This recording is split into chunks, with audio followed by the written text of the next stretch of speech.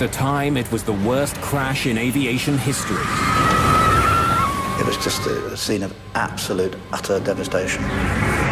In 1974, more than 300 people died when their plane fell from the sky. There's barely anything left here that's recognizable as being a part of an aircraft. You couldn't walk anywhere without the danger you were going to stand on a part of a human being. The key to understanding the disaster is found thousands of kilometers away. An unusual piece of evidence that tells the troubling story of a crash that could have been prevented.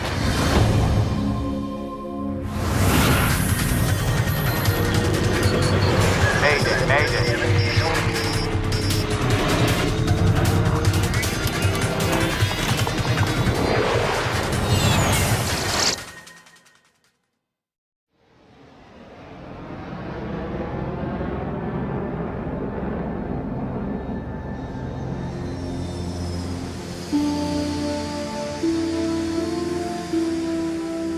June the 12th, 1972. One of the newest members of American Airlines fleet is in Detroit, Michigan. John, Paige. Flight 96, a brand new DC-10, is getting ready for takeoff.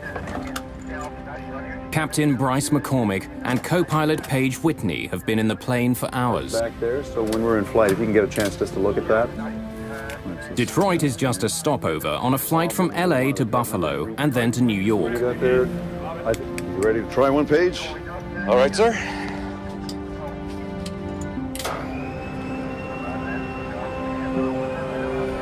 McCormick has flown the plane out from California, but Whitney is going to fly the next leg.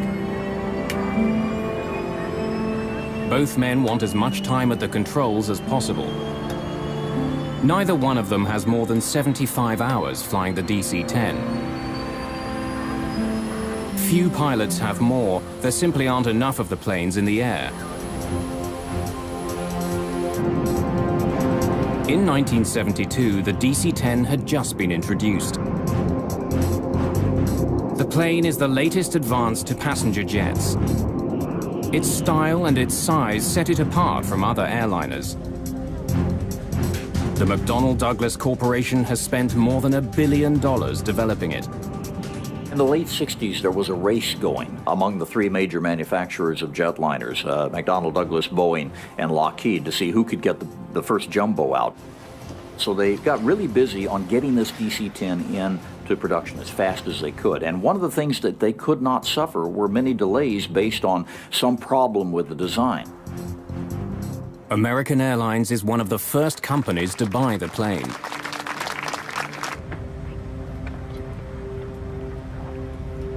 Flight 96 is one of those planes. Just the fifth DC-10 ever built.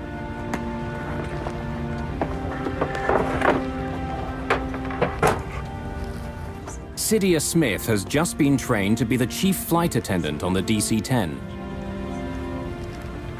I was excited because it was one of the first jumbos that we had. And I was going to have the opportunity to fly number one, which is what I always wanted to do on a big jet.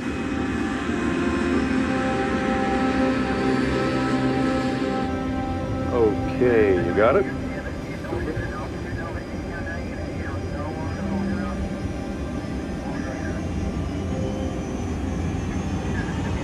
Hand on the wheel. I got you.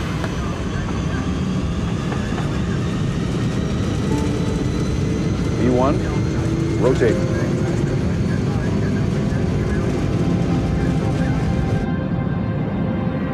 Just after 7 in the evening, Flight 96 lifts off from Detroit Airport.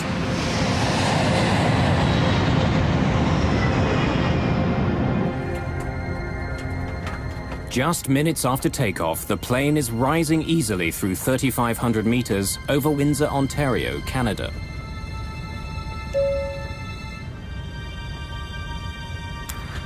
I was sitting in my seat, and the captain had turned off the fasten seatbelt sign, and I was making my way to the galley, and I had to go sort of downhill because we were climbing to go to the galley to turn on the coffee.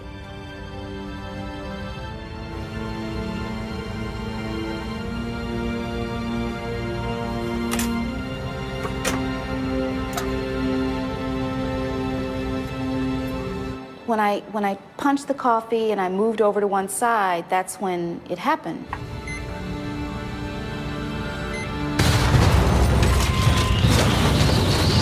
I remember falling over because the plane was like this, but all of a sudden it just went like this.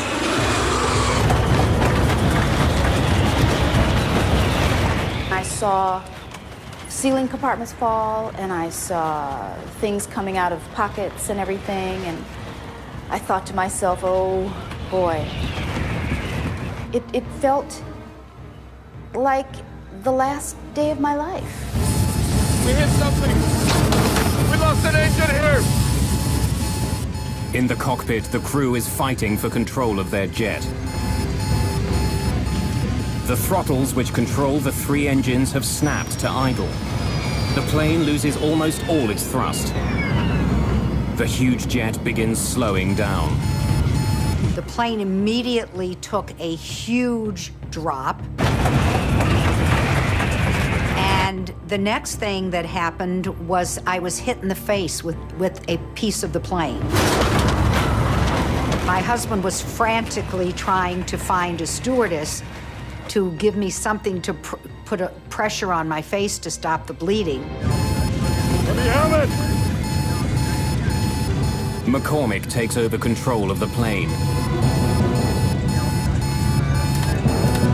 He and Whitney wrestle the jet level. But Flight 96 has been badly damaged. Have we got hydraulics? No, I've got full rudder here.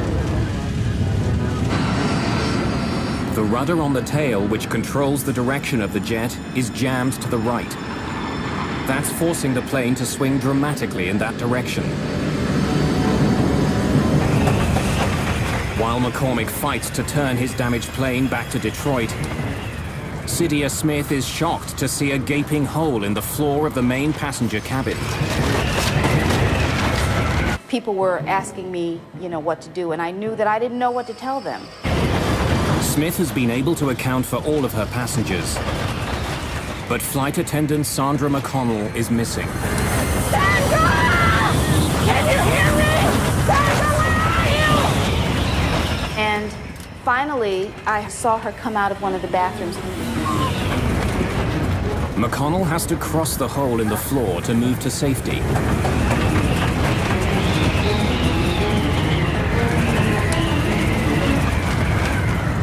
And almost every step she took, the floor kept collapsing.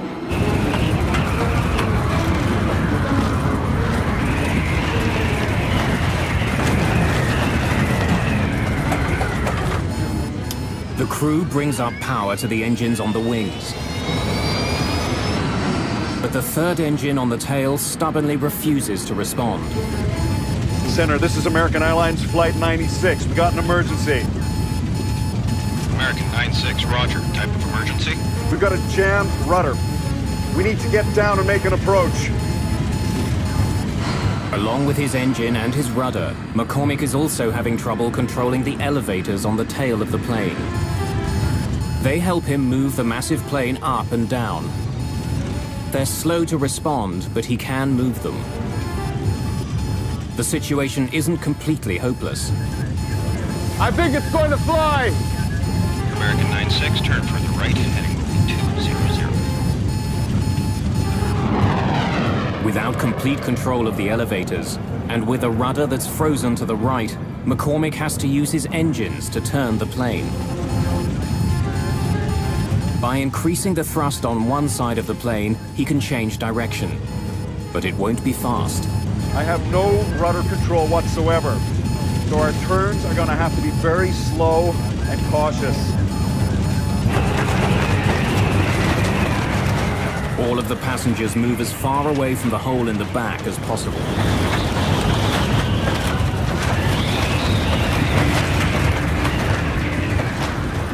But apart from the cut to Loretta Kaminsky, so far there are no other serious injuries.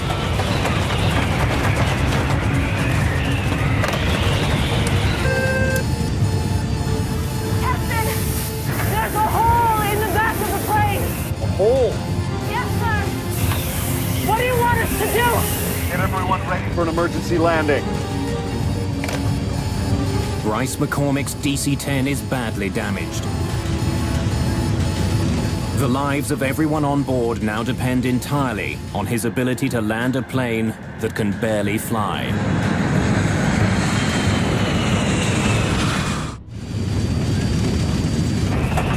With explosive suddenness, a short flight from Detroit to Buffalo has become the most challenging flight of Captain Bryce McCormick's career. He's down an engine, and he can't move his rudder.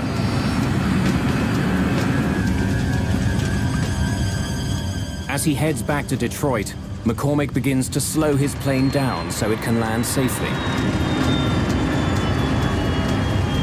But when he does, his plane begins falling dangerously fast. Ideally, McCormick should be descending at 700 feet a minute. But now he's falling more than twice that fast. 1,600 feet per minute. What's the sink rate? Sink rate, 1,600! At this rate, McCormick will crash well short of the runway. He increases power to his engines to slow his fall.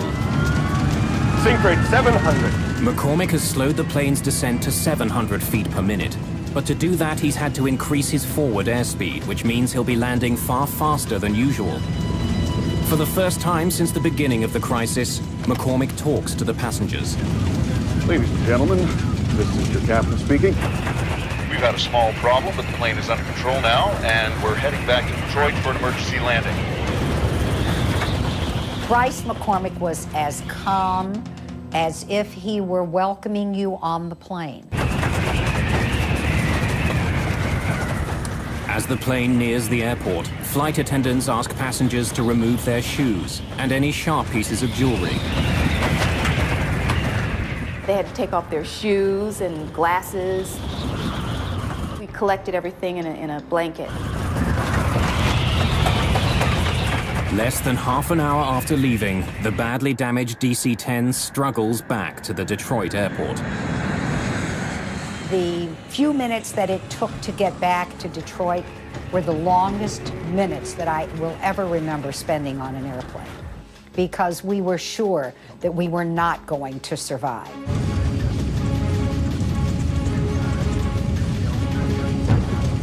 Captain Bryce McCormick now needs to give the jet even more power to push the nose up for landing. His plane is still drifting to the right and traveling fast. I have no rudder to straighten it out when it hits.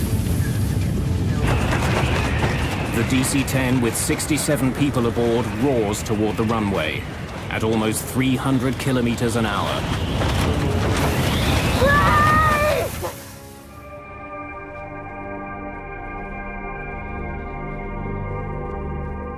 The landing was the most frightening part of the entire flight.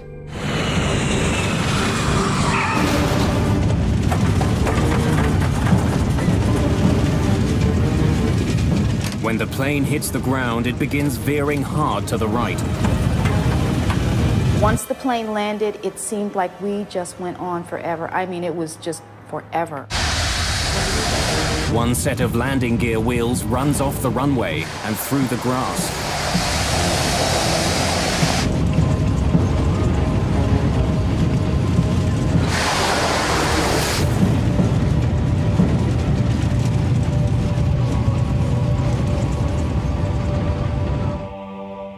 After a harrowing touchdown, the plane eventually comes to a stop just 300 meters from the end of the runway.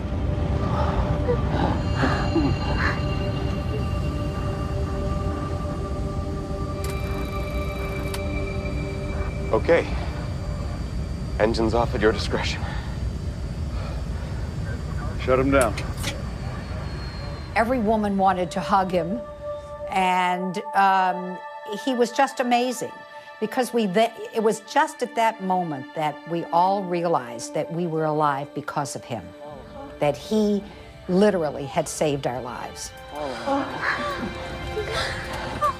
If you take a look at something like this and you say, well, there's good flying and there's bad flying, this is beyond good. This is superlative. This is using every instinct you have as an airman and all the capabilities you have to stay calm enough to get the situation assessed.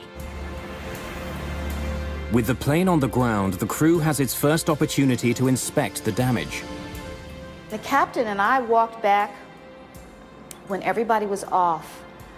We walked back to the back, and we just looked up and saw this hole. And it was just so weird. There's no indication that the jet hit something as the pilots first thought. What has caused such damage to the airliner? The hole was so enormous that if anyone had been sitting in the seats that were there, they would have been sucked out immediately. At that point, they still felt it might have been a bomb. But while the incident had happened with explosive suddenness, no indication of a bomb is found.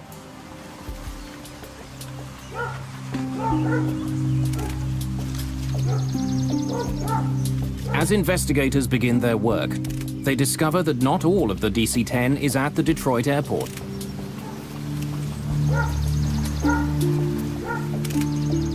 A coffin that the plane was carrying in its cargo hold is discovered 30 kilometers away from the Detroit airport, near Windsor, Ontario, Canada.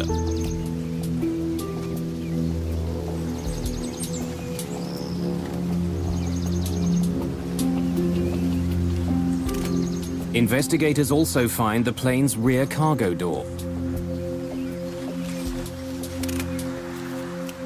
Doors are not supposed to fall off airplanes, especially since it was a rather new airplane. You would not expect something like that to happen. When they examine the cargo area of the plane, they discover that the very design of the door makes it a potential weak spot. Most doors on a jet open inward. In fact, the door is slightly larger than the frame it fits into. As the pressure builds inside a jet, this type of plug door is actually forced into the frame of the aircraft. The design makes the door extremely safe. But McDonnell Douglas designed the cargo door on the DC-10 to open outward. That decision was made to increase the amount of storage space on the plane. When it's closed, hooks on the DC-10's door grab hold of a bar on the plane's door frame. To make sure it's closed, baggage handlers push down on a lever, which drives locking pins through the hooks, which hold them in place.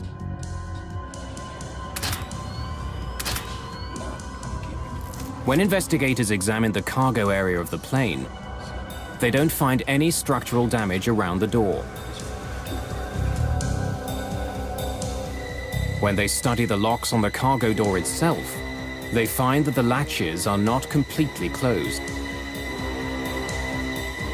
And the pins that are supposed to make sure the door is locked are not in their locked position. When we interrogated the cargo handler that closed the door, it became immediately apparent that he used excessive force to close the door. And in fact, he said he had to use his knee to get the door handle to go flush. Investigators make a frightening discovery. It's possible to close the lever on the outside of the door, even if the hooks and locking pins are not in the closed position.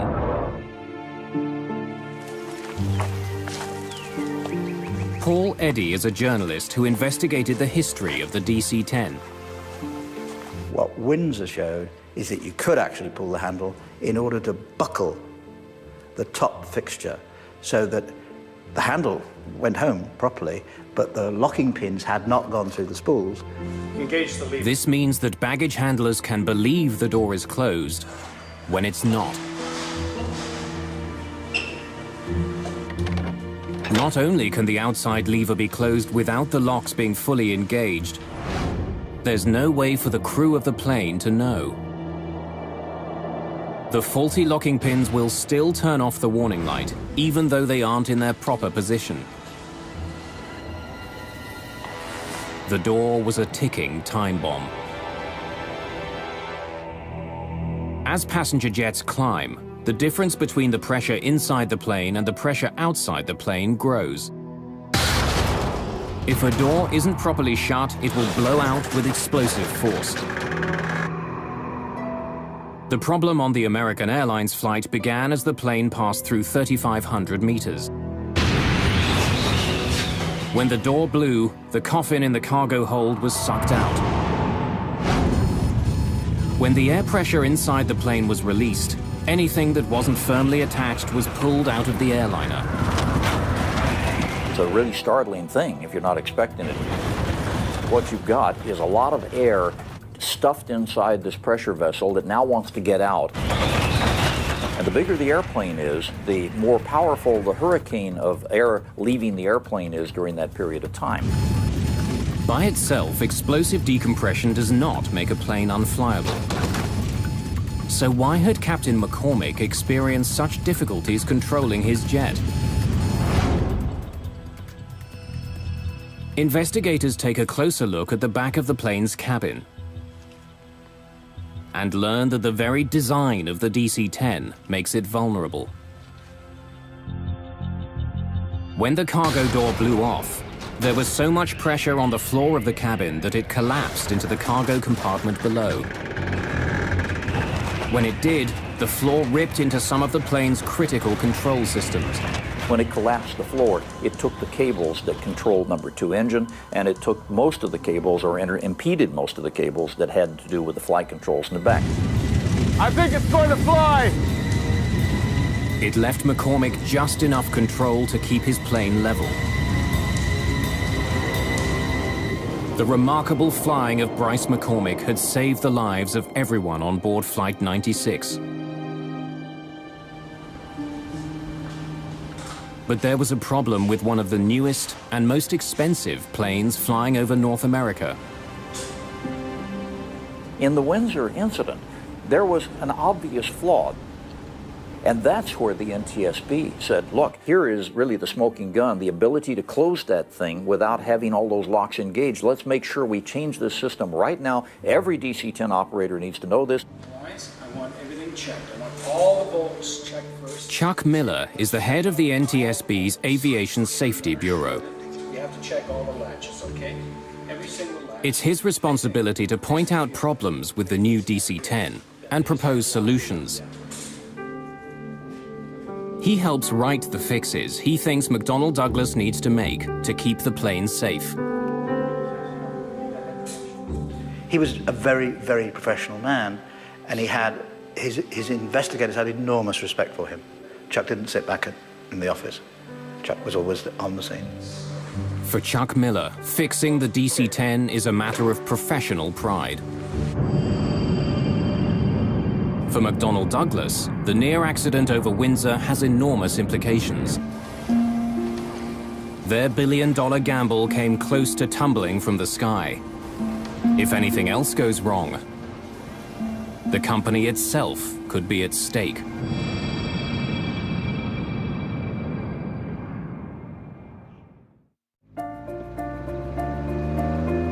March the 3rd, 1974. A perfect spring-like day in Paris. It's been almost 2 years since a DC-10 came close to crashing near Windsor, Ontario. Now more than 50 of the new planes are flying around the world. One of them, Plane 29, is owned by Turkish Airlines. Normally, the last leg of this trip from Turkey to England wouldn't be very crowded.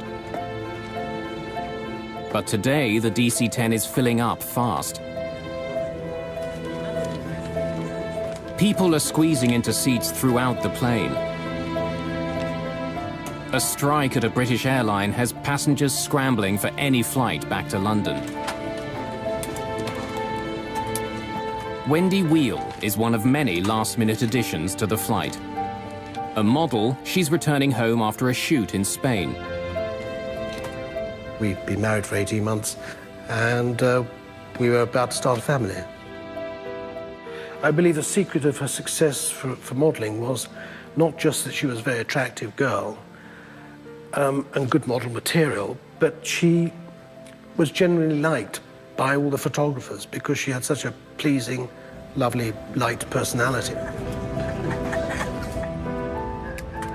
With all the new passengers boarding, the flight is a little behind schedule. And it's not only the crew who are waiting. At the back of the plane is baggage handler Mohammed Mahmoudi. With all the new passengers, he's not sure if there are any more bags to load. C'est tout. Vous êtes fini. Bien, j'ai l'affaire. Not expecting any other luggage, Mahmoudi locks the rear cargo door.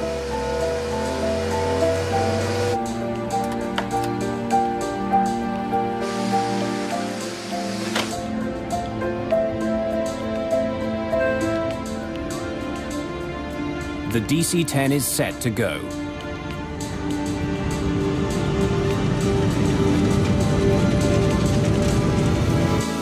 Just after 12:30 in the afternoon, THY Flight 981 lifts off into the skies above Paris.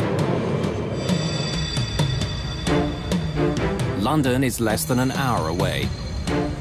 Race control, this is Tango Hotel Yankee 981. We're at 60, requesting clearance to flight level 230.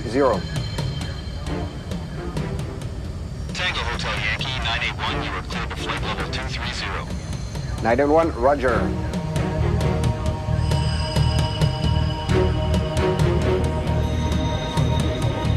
As it flies away from the airport, the DC-10 continues to gain altitude. 2,700 meters, 3,000 meters, 3,300 meters.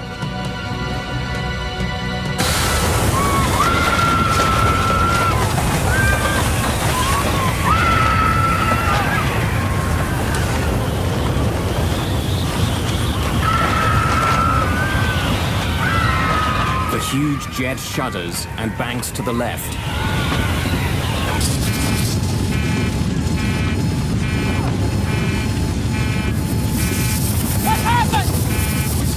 The cabin blew out! Are you sure?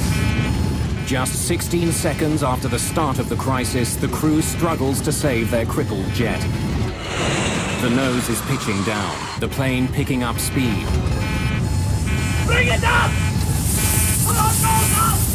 I can't bring it up! She doesn't respond! Passengers at the back of the plane witness a horrifying scene.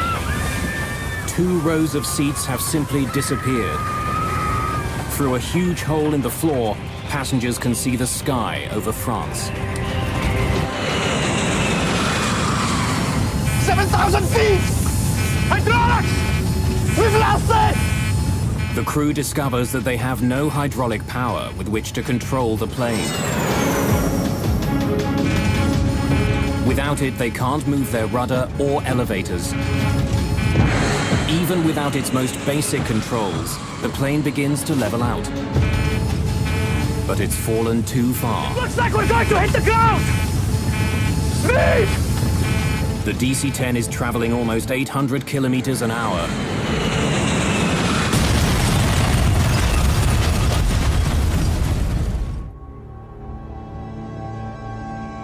The flight from Paris to London never even makes it to the English Channel. Just 9 minutes after taking off, Turkish Airways Flight 981 becomes the worst plane crash of all time.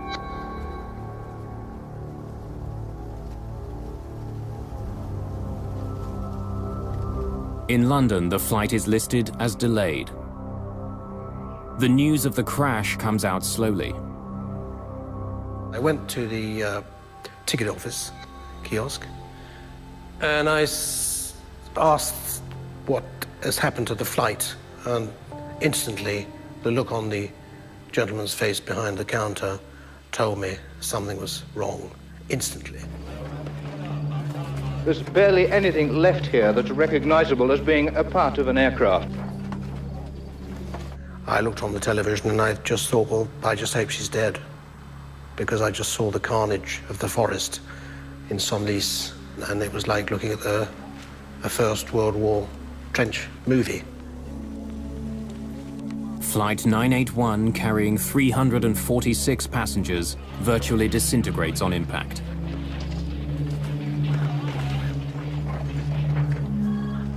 There are no survivors. It was just a scene of absolute, utter devastation. And the litter of personal possessions, electric wires, bits of metal, bits of bodies, just strewn everywhere. I mean, you couldn't walk anywhere without the danger you were going to stand on a part of a human being. I still have nightmares about this, even though it's 33 years ago. Investigators for the French Accident Investigation Bureau are quickly on the scene. My first job was to evaluate the scope of the wreckage and to begin the first investigation on the spot. At first I was unable to know what has happened. I was just seeing that a terrible crash has occurred and that it will be a very hard work for the investigators. Despite the enormous force of the crash, the black boxes, made of 3 layers of hardened steel and insulation, survive. Their contents could provide valuable clues about the crash. Most of the speculation was that it must have been a bomb, because, you know, you've got a almost brand new, very powerful aeroplane flying in clear blue sky, and it gets to 12,000 feet and falls out of it. Investigators are called to a field 15 kilometers from the crash site. They find a piece of fuselage and 2 rows of seats from the DC-10. Somehow, they fell free of the airliner before the rest of the plane smashed into the forest. When investigators arrive, the bodies of the passengers who were in the seats have already been removed. When relatives of those who died in the crash arrive in France, they're directed to a small church in the town of Senlis.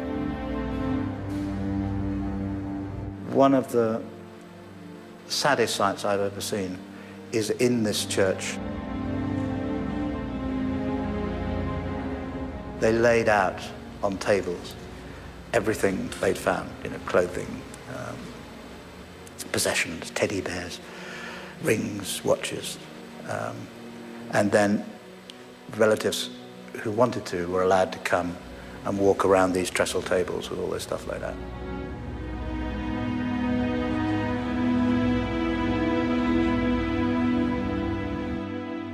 They produced a little packet with my wife's wedding ring and rings, engagement ring.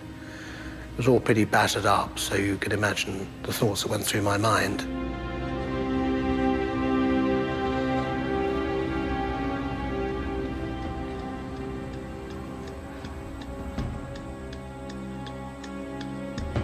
Since the accident involves an American plane, the NTSB's Chuck Miller joins the investigation. For the second time in 2 years, he's dealing with a problem with the DC-10. I don't believe that Miller suspected for one moment that the door hadn't been fixed after Windsor. But it becomes clear that the piece of fuselage found in France is in fact the plane's rear cargo door. It seems like a repeat of the Windsor accident. Miller is left with a haunting question. Why hadn't the problem been fixed? When he saw the door, of course, saw that it hadn't been done. The fix hadn't been made. And that's when I think his anger became very, very strong indeed. Miller takes an unusual step. Although the official investigation is just beginning, he gives journalist Paul Eddy an important tip. I said, have you got any ideas what made the door come off? He said, yeah. If I were you, I'd go and look at a place called Windsor, Ontario.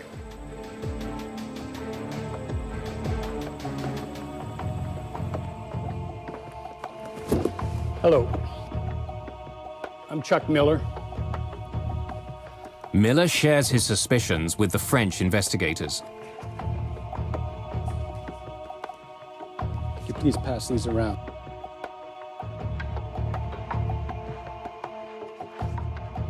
These were taken on June 12th, 1972, right after the incident. We have asked for the report on the Windsor accident, and our American colleagues were also volunteers to give us a lot of details. Now, we had an American Airlines flight from Detroit to Buffalo have its cargo door blow off. And he has been very frank and had explained what he was thinking of the Windsor accident. After all the work done during the American Airlines investigation, had something been overlooked? Was there another problem with McDonnell Douglas's enormous plane?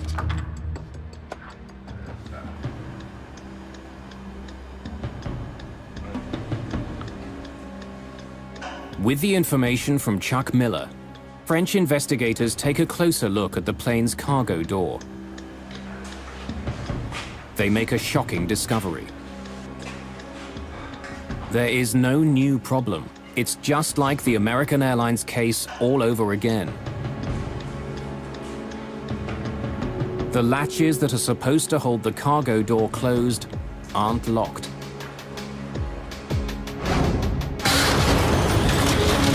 And since 2 rows of seats were sucked out of the DC-10 over Paris, it's clear that the floor on the plane collapsed, just as it had in Windsor. It looks like we're going to hit the ground!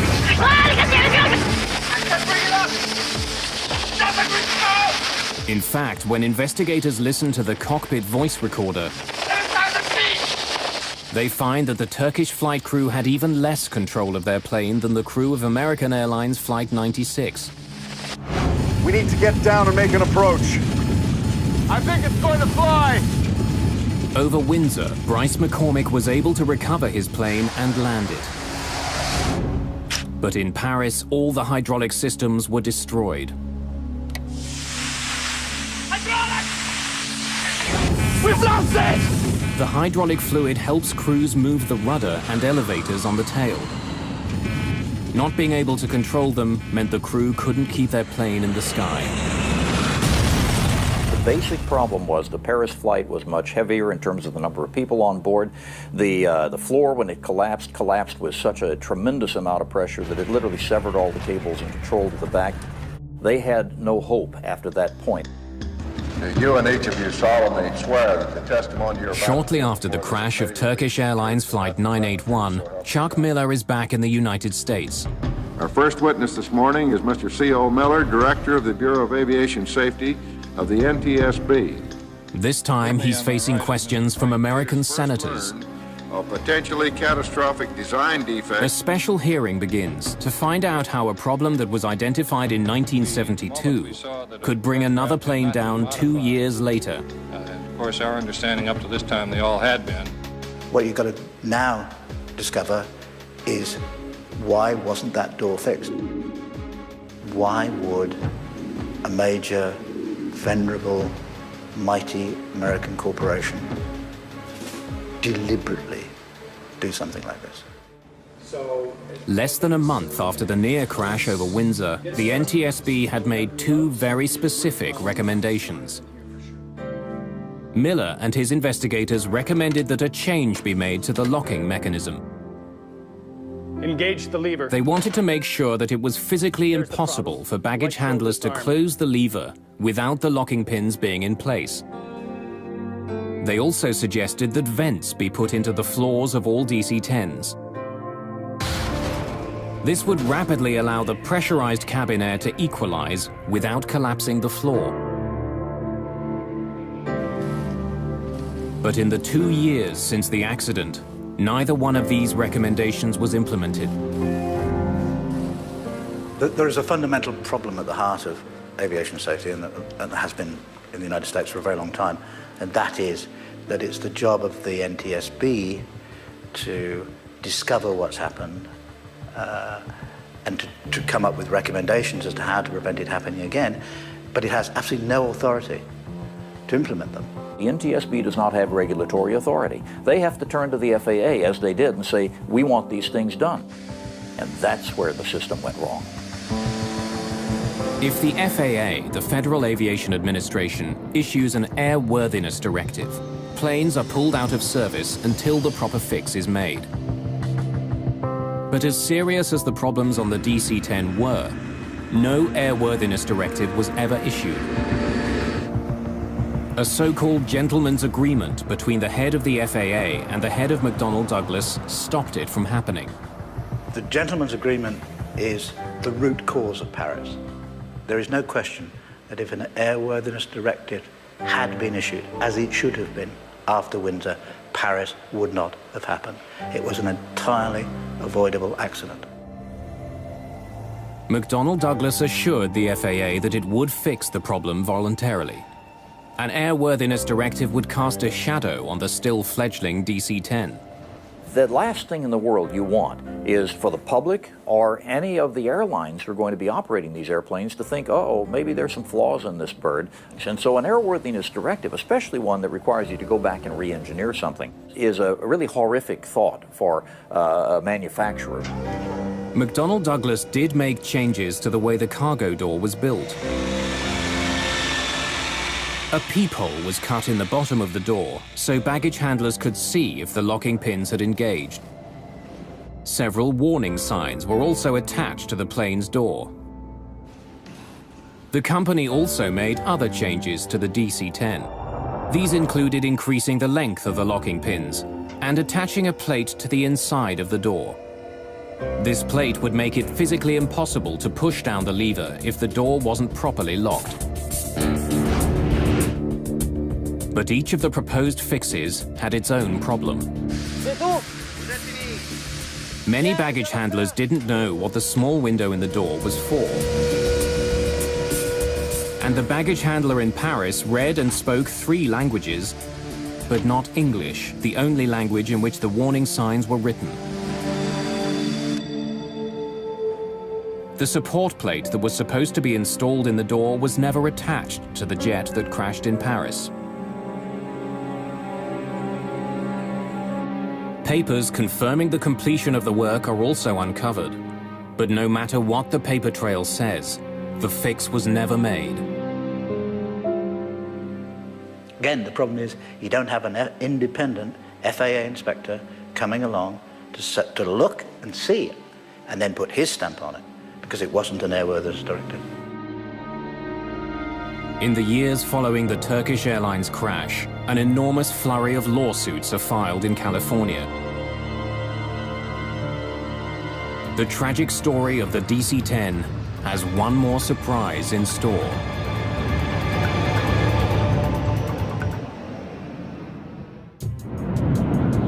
It's 1974, and an unprecedented series of lawsuits are being filed against McDonnell Douglas. The families of those who died near Paris want someone held responsible. As time went by, I learned more and more about what actually happened and realized that it was not an accident as we would call an accident. It was totally avoidable. My goal was to expose these people.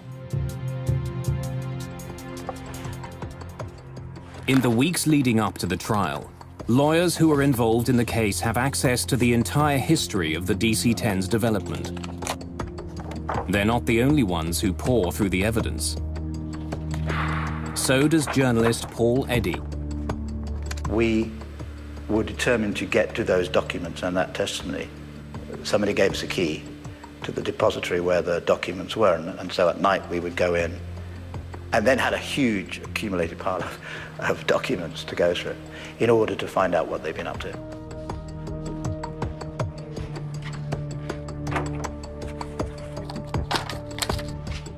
Reading through the immense pile of paper, Eddy makes an incredible discovery. A memo written by Don Applegate, the Director of Product Engineering for Convair, the company who'd built the cargo door for McDonnell Douglas.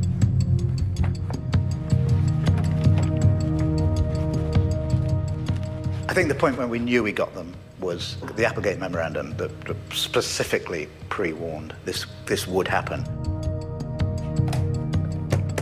The memo is a damning indictment of the cargo doors that were being made for the DC-10 and the lack of venting in the cabin floors. It warns that it's only a matter of time before there's a major disaster involving the doors.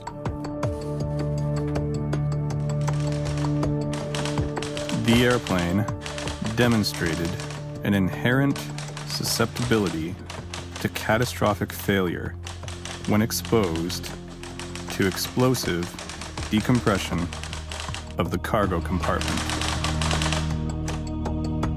The memo, written just weeks after the near disaster in Windsor, recommends that immediate changes be made to the DC-10 cargo door.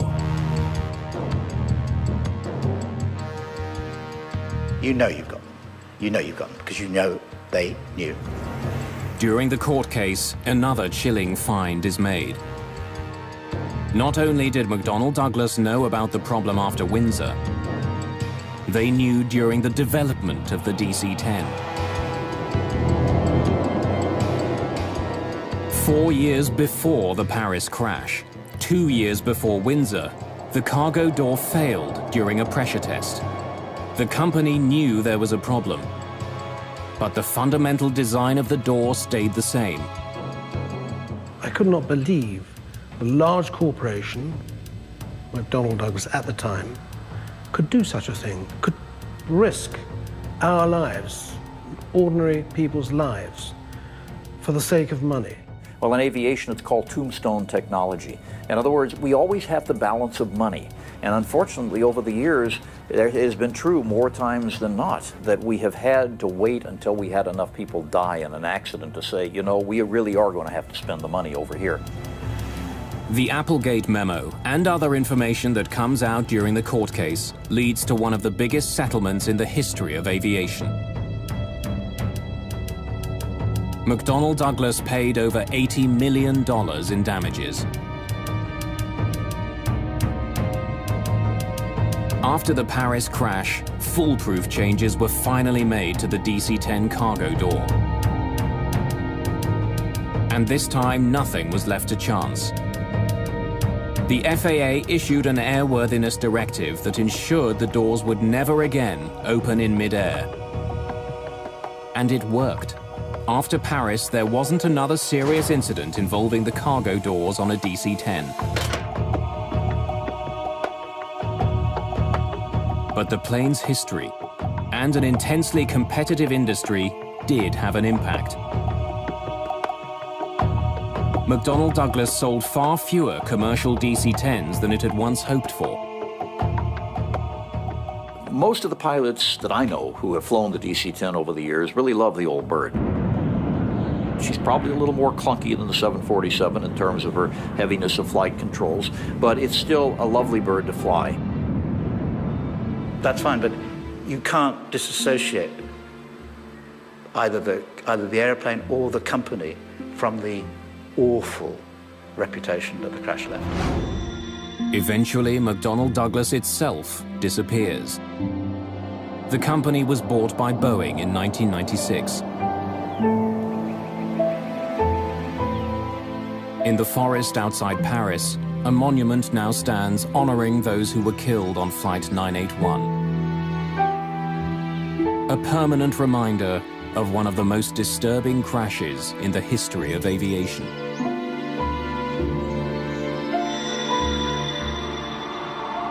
You never forget. And I've gone on to lead my life for 30-odd years, but I've never forgotten. People to this day think it was an accident, and it wasn't.